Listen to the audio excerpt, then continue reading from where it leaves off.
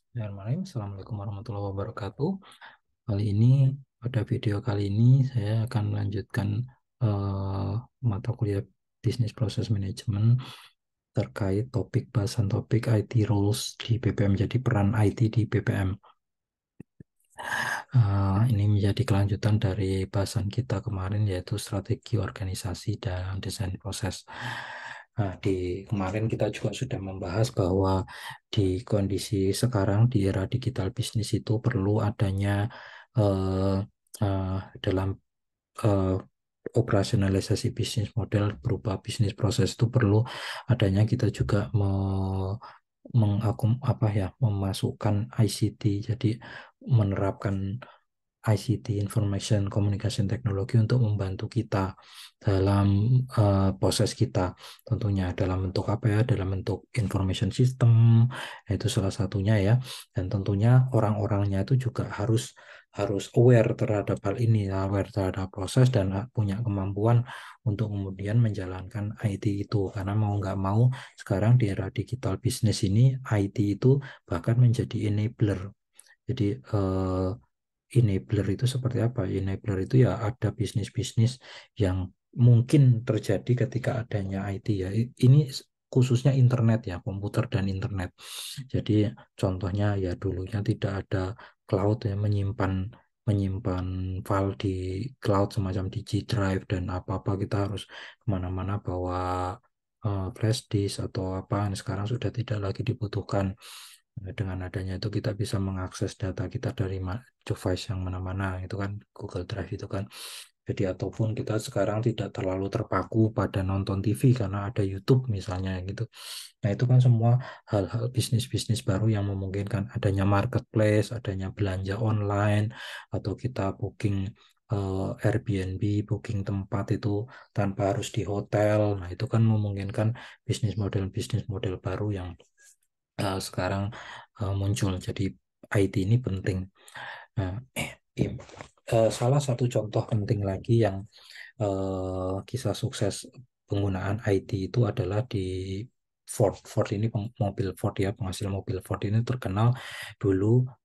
Awal-awalnya Ford itu prosesnya bisa dilihat ini. Jadi di sini ada dua gambar proses yang terjadi di Ford itu.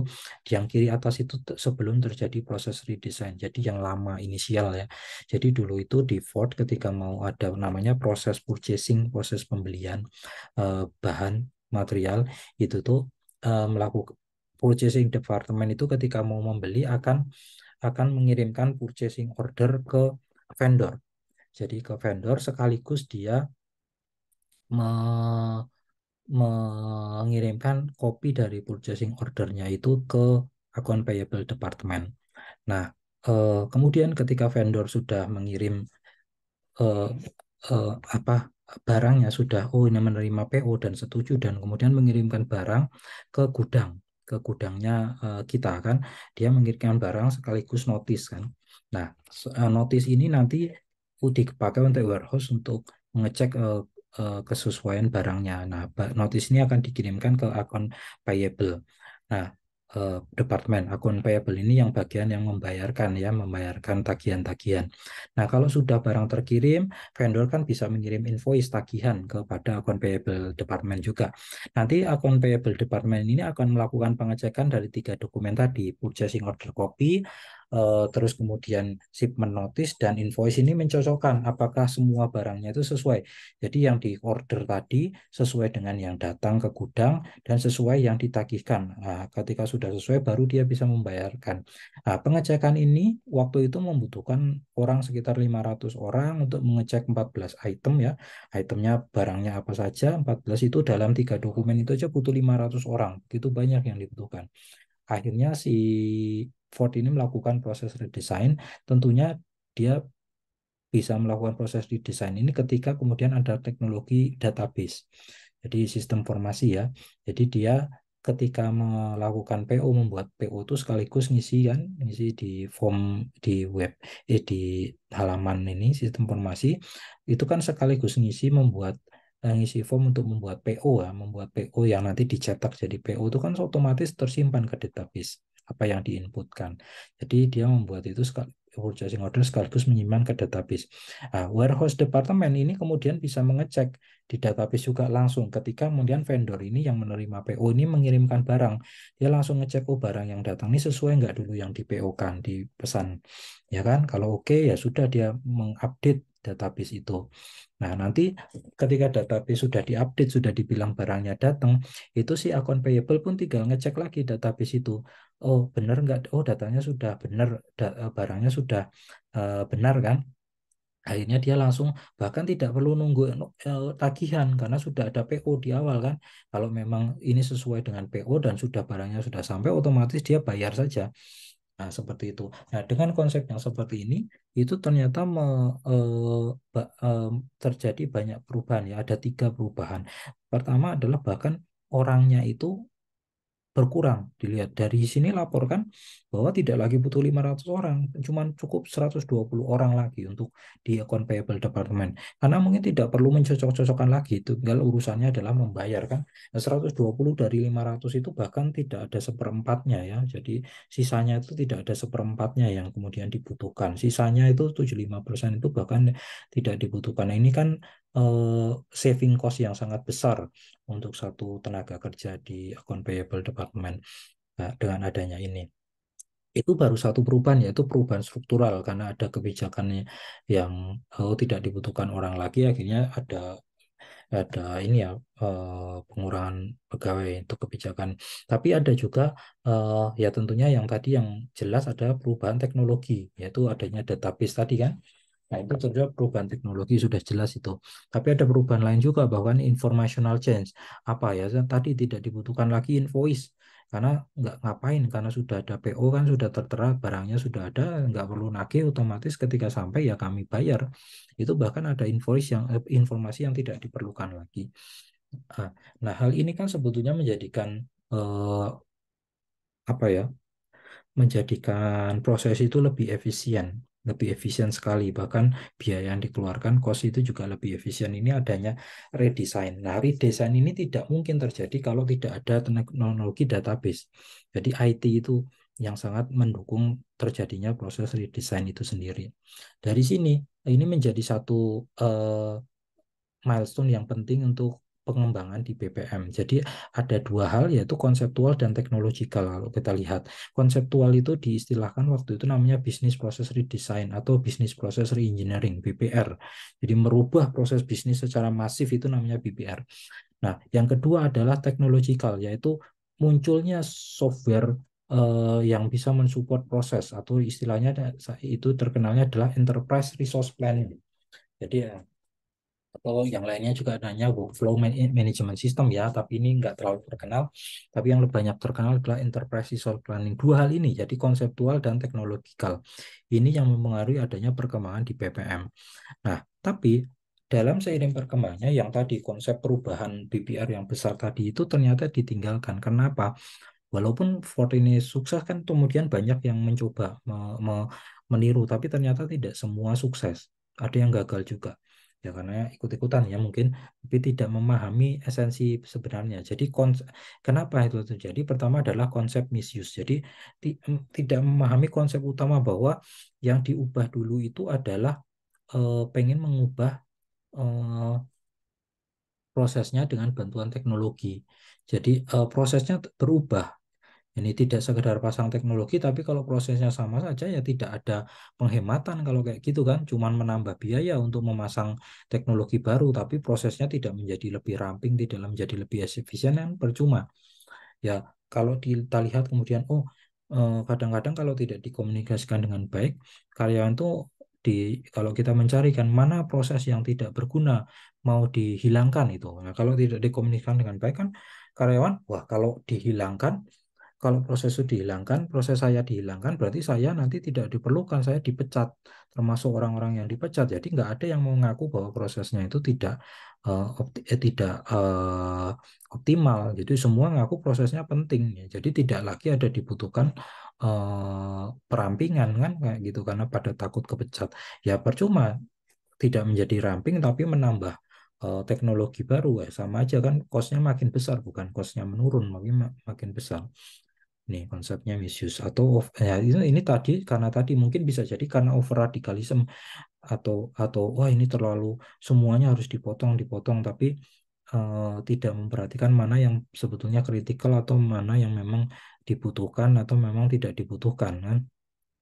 Kan sebenarnya ada yang proses itu yang menambah nilai, ada yang tidak menambah nilai, ada yang tidak menambah nilai tapi tetap harus ada. Ya kan itu tetap harus ada kan yang bisa kita eliminar kan yang tidak menambah nilai. Tapi ini kadang-kadang kalau BPR itu juga ya itu konsep misuse itu efek juga sih. Nah, jadi misalnya dulu dipakai kalau ternyata penjualan menurun, terus kita tidak bisa gaji orang, akhirnya kita mau PHK besar-besaran, terus alasan yang dicari waktu itu adalah BPR. Karena otomatis dengan BPR yang berhasil adalah mengurangi karyawan secara masif. Nah, jadi itu dipakai alasan, oh kita mau BPR, kita mau BPR.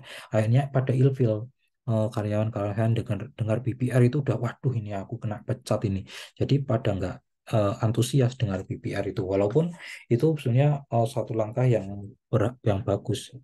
Nah, akhirnya ini kan jadi atau yang ketiga adalah support immaturity. Jadi memang tidak matang ya, tidak matang konsepnya itu sekedar ikut-ikutan itu juga menjadikannya oh ternyata nggak berhasil saya. Oh, padahal dia cuma ikut-ikutan tidak memahami betul-betul akhirnya ya jelek. Nah, BPR itu akhirnya ditinggalkan.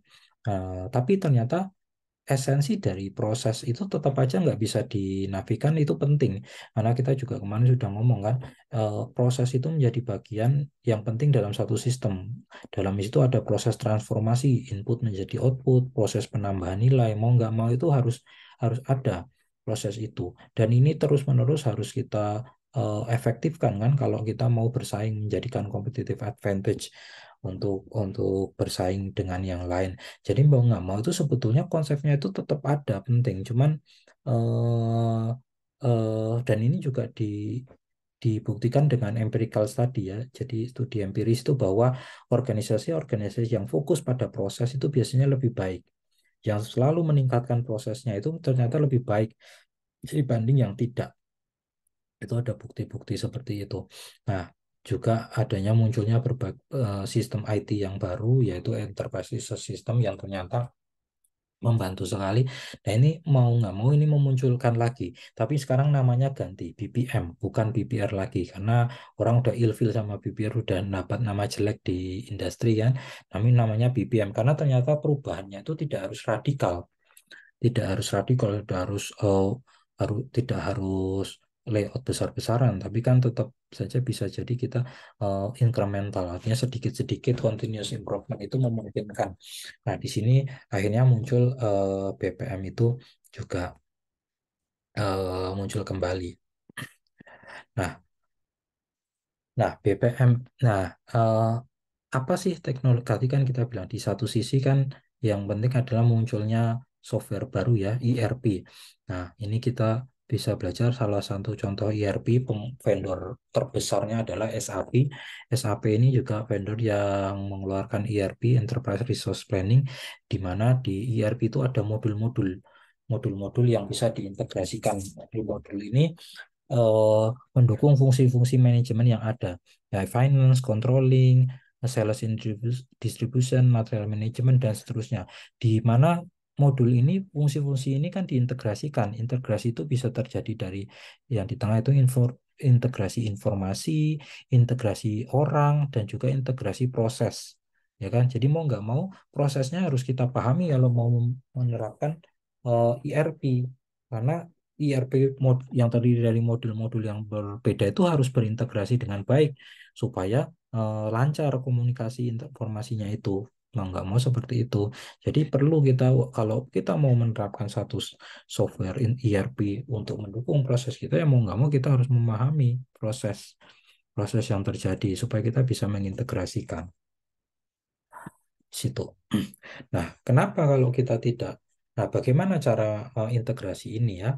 Nah, kalau eh, dulu ya, misal artinya gini, ini bayangkan ini masing-masing di sistem formasi itu di masing-masing modul itu ada bagian-bagian yang kita butuhkan. Jadi misalnya kalau di modul in- eh, eh, finance lah misalnya, oh ada waktunya eh, bikin PO, ya ini kan, terus atau bikin apa lapor tagihan dan seterusnya, masukkan tagihan, membayarkan tagihan. Nah, itu kan berkomunikasi dengan yang lain-lain ya dan lain-lain. Kalau kita lihat kalau banyak banyak modul dan banyak juga aktivitas yang terjadi dalam sistem informasi tersebut yang saling terkoneksi, kan koneksinya bisa jadi seperti ini, jadi runyam ya. Sangat complicated seperti ini kan. Apalagi kalau hubungannya adalah direct invocation atau saling berhubungan sesama itu langsung. Nah, akhirnya memunculkan teknologi database tadi yang dibilang di depan ya.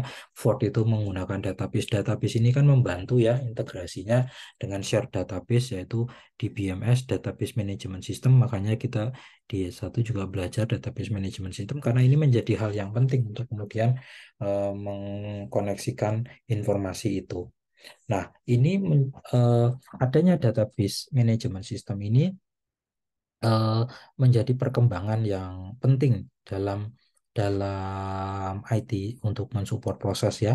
Itu kita bisa lihat di gambar tersebut, itu perkembangan bagaimana dari tahun ke tahun itu peran peran bentuk dari satu tech IT pendukung proses itu seperti apa. Yang awalnya cuma application sama OS, apa jadi OS ini komputernya, terus application-nya seperti apa ditumpangkan ke OS, kemudian ada di di diantarai oleh DBMS, Database Management System. Jadi aplikasi itu tidak sekedar untuk bantu ngitung, bantu apa, tapi bisa juga menyimpan data kan. Nah, makin ke sini ditambahkan lagi GUI, Graphical User Interface. Jadi tampilannya juga lebih enak. Jadi nggak berbasis seperti DOS itu, tapi orang ngisi-ngisi sistem informasi itu lebih nyaman lagi semakin sekarang. Ini perkembangan aplikasi yang digunakan untuk mengintegrasikan proses. Ya sampai sekarang kan ERP itu juga berevolusi kan. Contohnya SAP itu yang dulunya dia dari R2, R3, kemudian ERP SAP, semakan sekarang menjadi S4HANA yang menggunakan GUI yang lebih bagus, database yang lebih kuat ya. Jadi kan SAP ERP itu 2015 kemarin menjadi SAP S4HANA, yang berubah utama itu kan pertama dari database-nya. Database-nya menggunakan HANA, sistem HANA kan, yang ini merupakan lebih powerful. Selain itu dia juga menggunakan GUI yang user interface berbasis Fiori yang lebih baru, lebih nyaman dilihat. Nah, itu kan sebetulnya ini intinya perubahan itu lebih kepada di situ. Nah, itu contohnya. Nah, kalau dilihat di sini jadinya integration development itu bentuknya kan umumnya two-tier client server application ya. Jadi klien-klien ini adalah user-user yang yang eh, berinteraksi dengan sistem informasinya itu.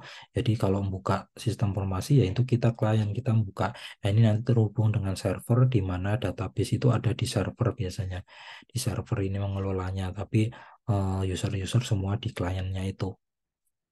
Nah, itu juga eh, eh, nah dari sini itu dulu berkembang, kemudian beberapa dekade lalu eh, itu kemudian banyak perusahaan yang kemudian membuat membuat aplikasi-aplikasi sistem informasi manajemen yang khusus untuk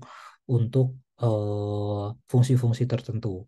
Jadi makanya muncul banyak aplikasi khusus untuk human resource atau khusus untuk accounting, khusus membantu untuk accounting perusahaan, membantu human resource, pengelolaan human resource, membantu pengelolaan gudang, itu tuh muncul. Tapi mereka merek-merek yang berbeda dan fokusnya cuma satu, CRM saja, finance saja, dan seperti itu, accounting saja, seperti itu tuh dulu banyak beberapa dekade lalu. 10 atau 20 tahun yang lalu itu banyak yang menjual seperti itu ya. Perusahaan kalau mau dia harus beli eh, accounting dari vendor ini dari vendor ini. Tapi terjadi permasalahan ya, terjadi permasalahan adik. Nah, bahwa seringkali ya karena berbeda berbeda vendor, berbeda merek, berbeda cara pembuatan mungkin dulunya, jadi mereka tidak bisa terkoneksi datanya. Jadi ketika saya mau bikin mengelola CRM pakai satu vendor tertentu ya, datanya hasilnya kita download. Nah, terus nanti pas mau pakai yang lain kita harus upload lagi pada formatnya belum tentu sama, jadi kan itu nggak efisien. Akhirnya muncul ERP yang oh ya sudah, kami semuanya, jadi semua modul itu kami menyediakan tapi dalam bentuk modular, jadi bisa pasang copot sesuai sesuai permintaannya itu. Nah, itu jadi makin ke sini ya yang ada ERP, jadi tidak tidak lagi orang mau perusahaan itu cuman akuntansinya toh, tapi ya sekalian semuanya. Walaupun sekarang akuntansinya doang, tapi besok-besok kalau saya punya uang, tambah yang lain itu memunculkan gitu. Nah, secara komunikasi juga yang dulunya langsung jadi kelihatan beribet ya, integrasinya itu beribet karena banyak sekali koneksi, itu kemudian dibantu dengan hub. Jadi semacam database juga, tapi ini hub kan, jadi semua sistem itu berkumpul di satu hub ini sehingga memudahkan dan konfigurasinya juga tidak lagi terlalu rumit. Nah, ini kondisi yang sekarang. Nah, hub itu, integrasi yang melalui hub itu sekarang pun bisa berbasis proses. Nah, berbasis proses. Jadi penting untuk kemudian dalam hub ini tadi itu, integrasi itu kemudian berbasis proses ya. Nah, ini yang namanya sistem workflow application. Makanya tadi muncul selain ERP itu ada workflow management system ya. Kalau ERP saja itu kan berhenti di sini, di integrasi menggunakan shared database atau hub ini. Jadi pokoknya datanya yang kita satukan. Tapi bisa jadi juga selain data, jadi prosesnya itu kita kita manage, sehingga ketika proses berubah itu, kalau data tok kan, kalau prosesnya berubah, bisnis modelnya berubah, kita masih harus kerepotan ya, harus harus harus apa, membuat ulang konversi datanya. Tapi kalau dengan proses ini ya, ketika prosesnya berubah itu lebih fleksibel. Nah, ini yang memungkinkan di workflow management system atau business process management system itu bisa. Ya, tentunya dengan ini eh, artinya dengan adanya workflow ini kan sebetulnya kita bisa banyak yang ini, karena proses itu bisa melibatkan ada pelakunya ya, pelakunya orang-orangnya, alat-alatnya, itu sebenarnya ini juga lebih lebih terakomodir yang sekarang-sekarang ini, workflow BPMS ini ya, workflow management system atau BPMS, business process management system ini memunculkan ini, nanti akan kita pelajari lebih dalam lagi di topik, salah satu topik lainnya di video lainnya. Untuk kali ini, video kali ini saya pikir cukup ya, ini referensi yang bisa dipelajari. Eh, Begitu dari saya terkait peran IT di BPM, semoga bermanfaat. Terima kasih, sekian. Assalamualaikum warahmatullahi wabarakatuh.